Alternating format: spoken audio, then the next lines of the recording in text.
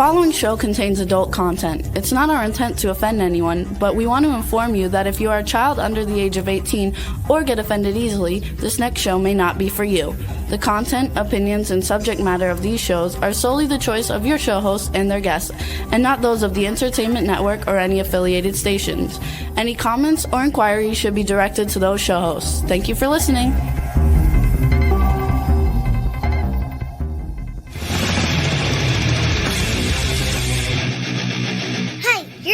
To the Adventure and Pipeman on W4CY Radio.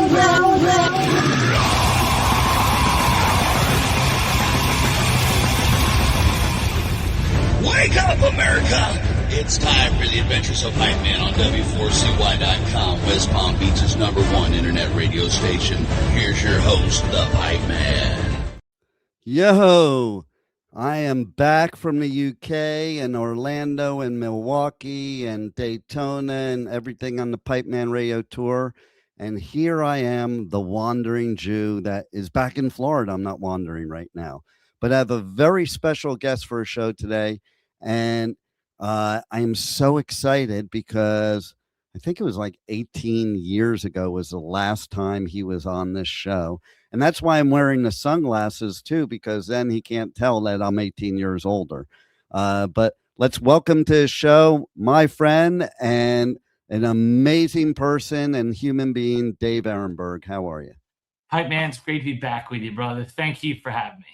Oh, my pleasure. And, it's interesting while I was watching my own intro. First of all, you heard a familiar voice there. That was Chad, who's no longer with us. I don't know if you know that, if you remember our engineer, Chad, who played around town too, Chad Nether.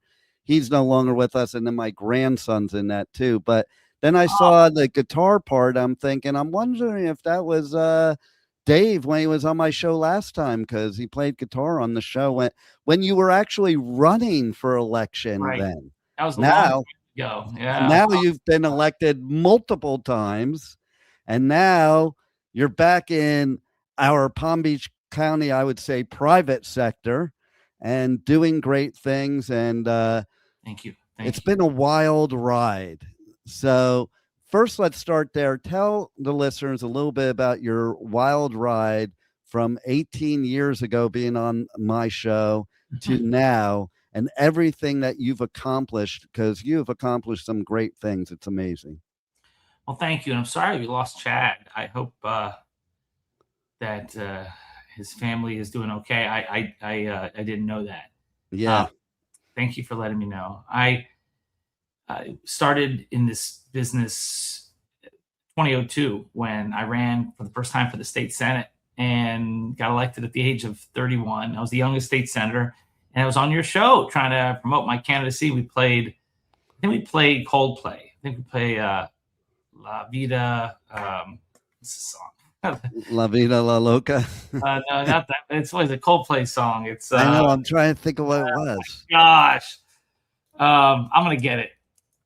Here, it's. I think Juan will look it up for us. Juan, look up for a Coldplay song that maybe starts with La Vida. And so, La yeah. Vida, no, it's no, that would be Ricky Martin. That's Viva La Vida.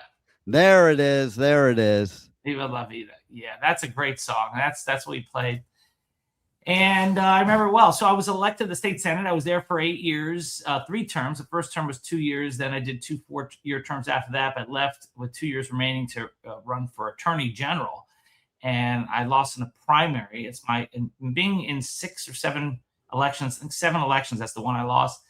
And then after the Republican beat the Democrat who beat me, she turned around and hired me as her drug czar. That was the Attorney General named Pam Bondi.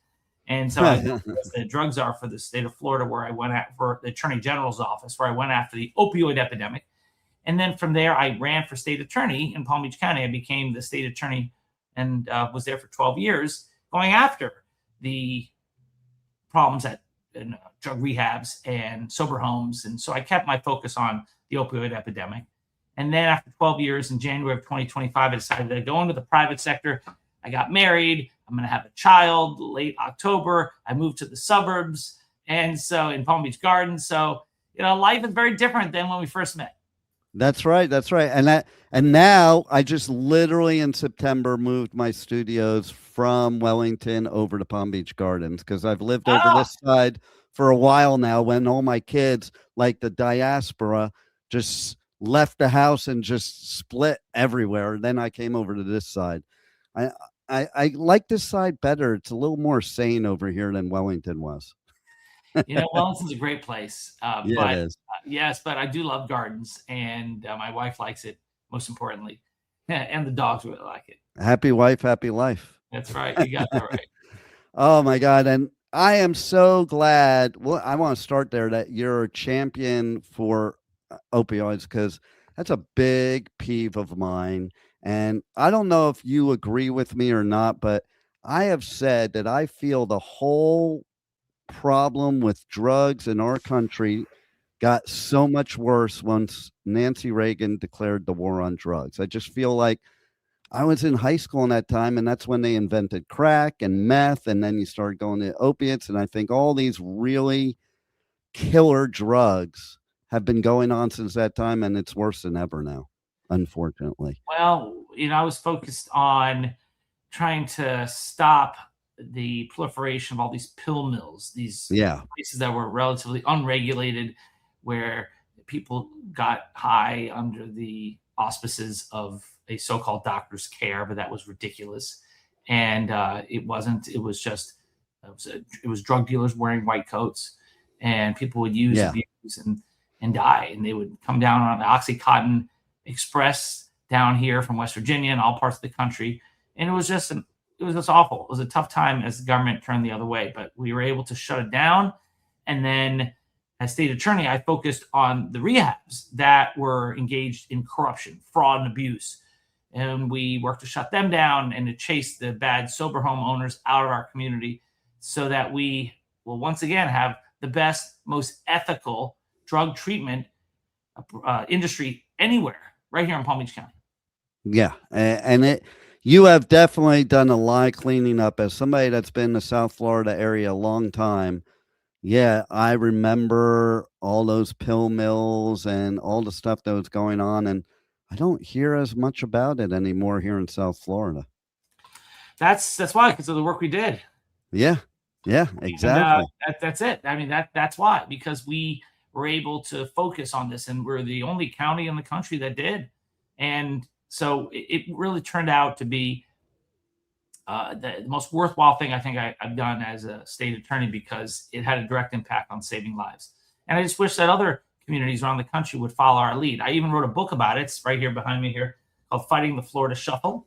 And you can get it on Amazon or anywhere. It talks about our fight to clean up the drug treatment industry here in Palm Beach County, how we succeeded, and what families need to know as they choose a rehab for their loved one.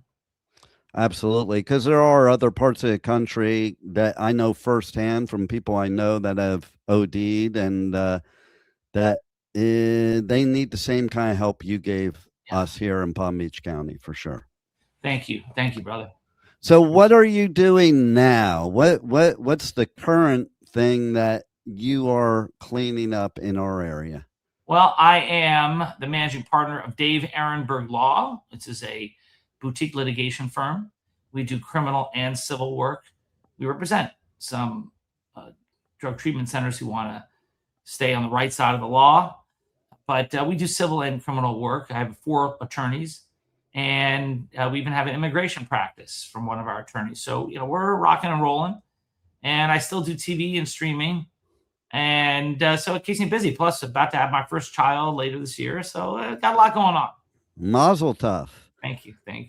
And so now you're having this first child come into the world when, I don't know, anti-Semitism. I can't believe I'm actually talking about it now in 2026. But what's your feelings as somebody that's bringing a child into the world of what's going on in the world of anti-Semitism, of even from Jewish people? Like, I've gotten anti-Semitism from other Jews, which kind of blows my mind.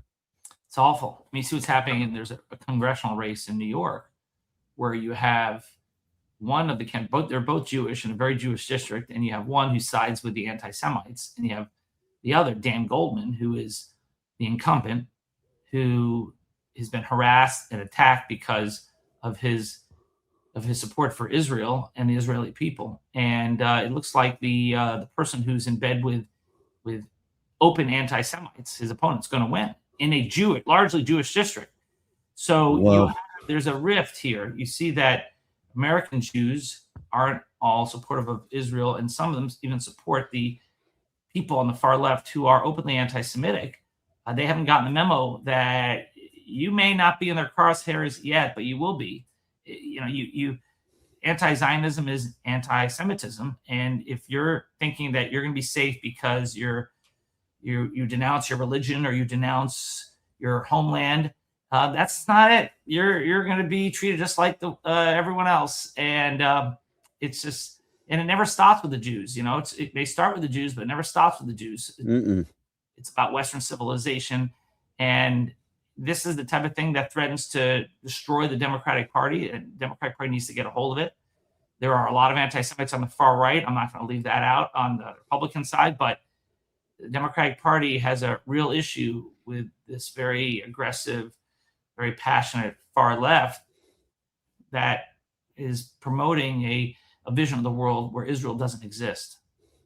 It's wild to me. Many things are wild to me. One of the things wild to me is that people think that Israel's only existed since 1948. That kind of blows my mind. But I think about when I was in college at Rutgers University, and I was very involved in the temple there.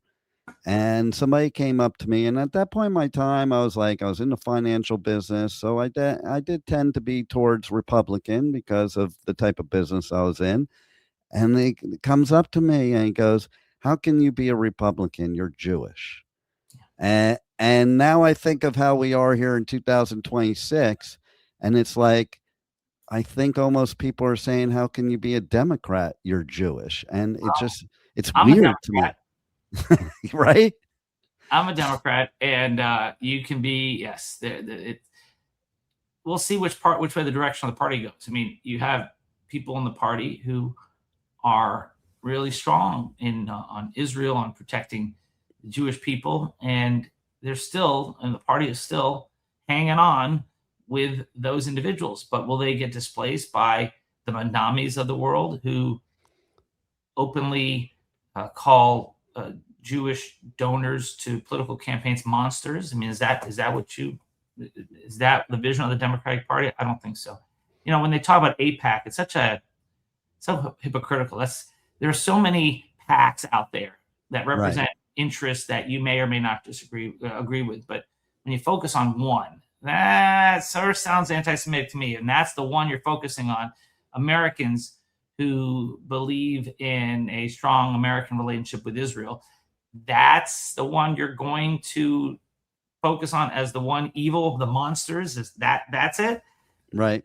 So many others who, for example, the Qatari lobby is so much bigger and larger. They spend so much more money than the pro-Israel lobby. And when it comes to AIPAC, they're Americans. It's Americans. This is not a foreign organization. So it's really, you can criticize Israel all you want. You can criticize Bibi Netanyahu. I do. You can criticize the Israeli government. You can criticize the American government. Does that mean you believe that America shouldn't exist? No, but Israel is somehow held to a double standard by some. I'm so glad you brought that up, because I say all the time that you can not like the Israeli government. That doesn't mean don't like the Israeli people, or anybody that's a descendant. Like, you're going to hate all Jews because you don't like Netanyahu. That's a weird, it's a weird world we're living in where, this political divide that's so deep that people don't even have common sense anymore. Like, I'm not a fan of what Netanyahu does, but I am a fan of Israel and Israelis and Jews no matter what, and that's. Yeah, I mean, you had a coffee shop in New York who tried to humiliate Dan Goldman, the congressman there. He came in, bought some coffee. was there with his daughter, and then the owner put out a horrific message banning him, giving his money back, calling him a supporter of genocide. It is so ignorant and so hateful, and it just shows you this is what's going on today, and that should never happen. First off, it's not a genocide; it's a war.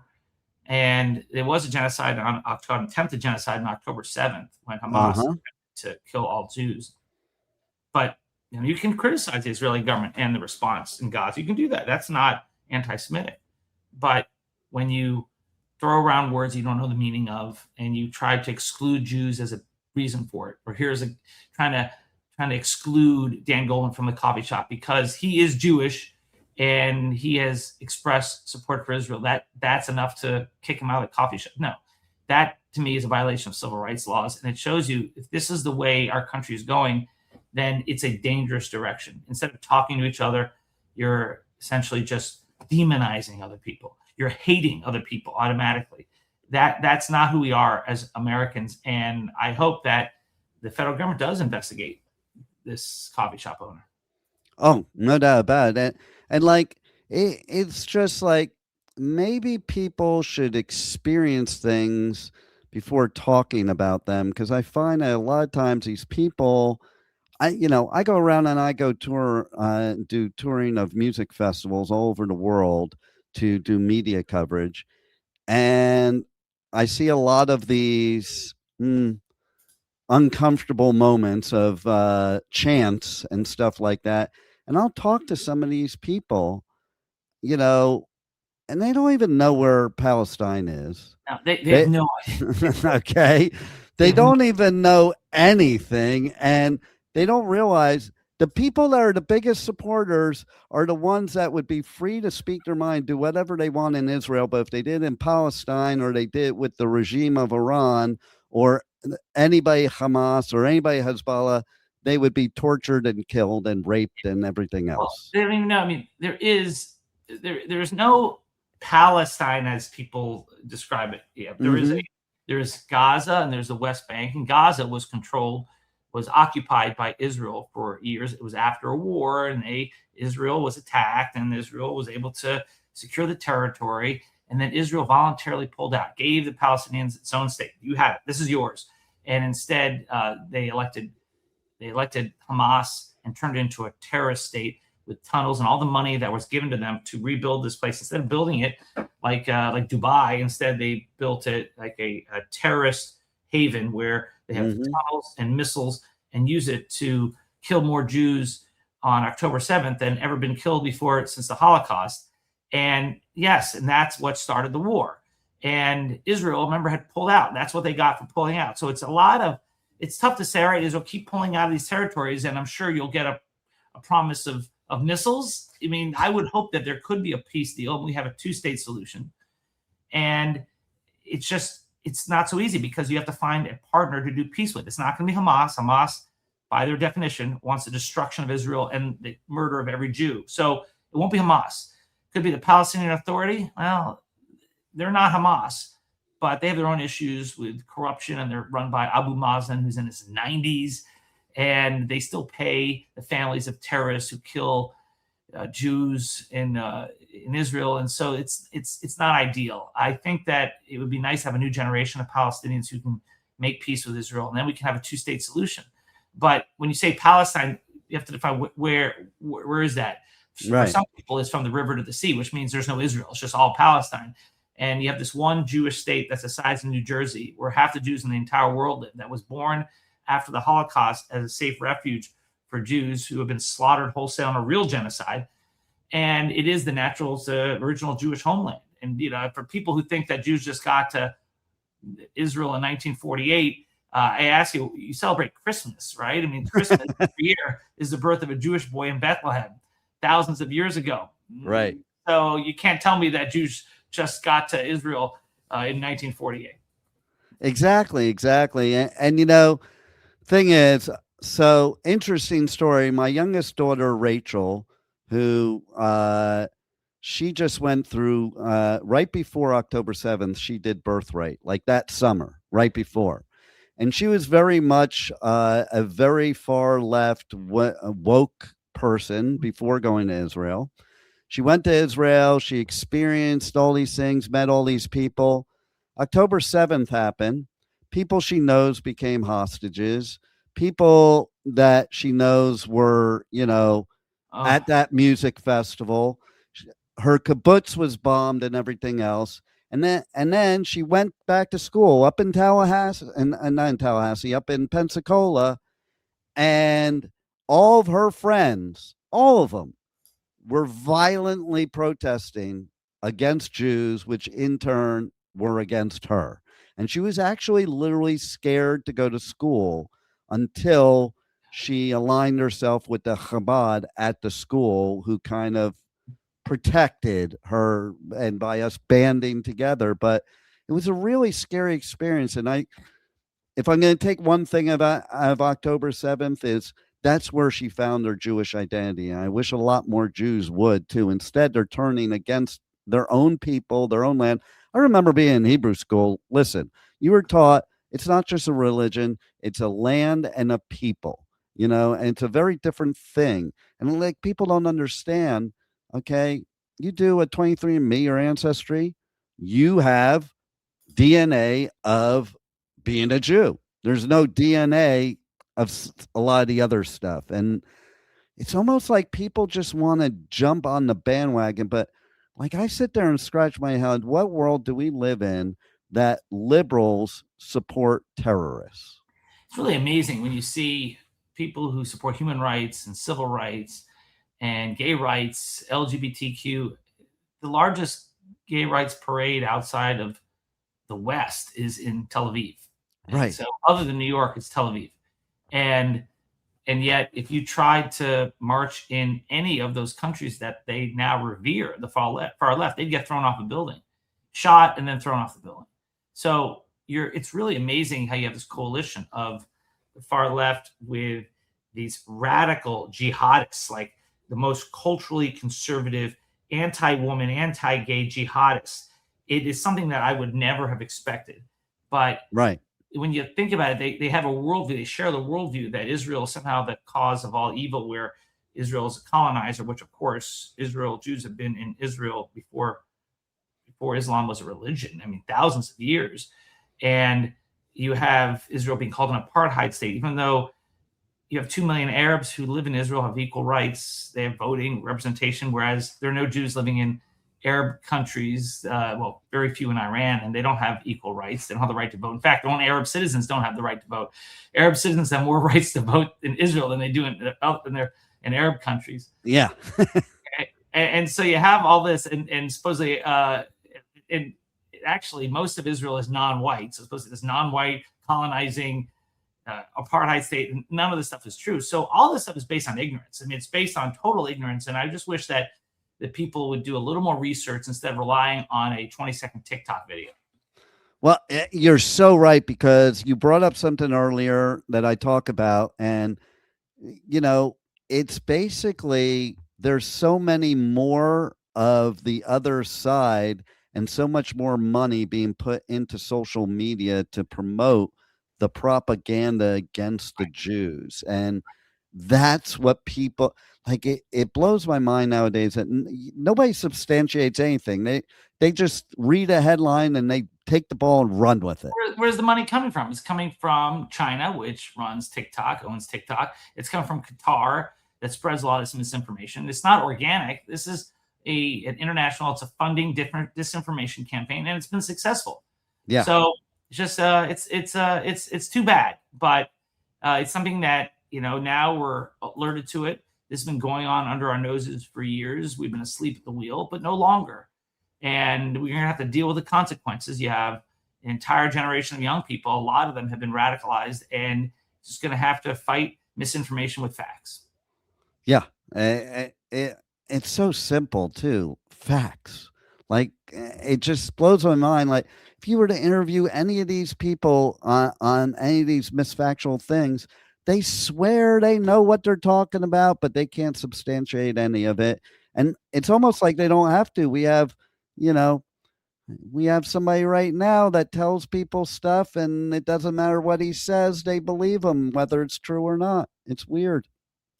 Yeah. Well, you know what? This is why it's important that you do the show, Dean. And it's great to be on with you. I appreciate the chance to talk about it. Normally, I talk about issues, it's legal issues. And don't let me talk about Middle East politics, but I really enjoy it, as you can tell. Well, yes, and you're very well informed in it, and that's why I had you on, and because you are somebody that could be a champion for all of us because of your belief and your voice. And I thank you for that, because the minute I asked you to be on, there was no hesitation, because it is an important cause. And you know what? Hate is hate. I don't care what it is, it's hate. Why can't we all just love each other, unite, stop letting the powers that be divide us and have us at war with each other, unite and be one race, the human race, and treat people right? It's that simple. Yeah. Hey, well, you're a good man, brother. And thanks for speaking the truth. And let's do this again sometime. Let's absolutely do it again. And thank you for all you do. And thank you, because what you do with everything else in your legal career and with the opioids and everything else, you are definitely making Florida a better place. Thank you, my friend. Thanks again for being on the Adventures of Pipeman. All right, partner. Take care.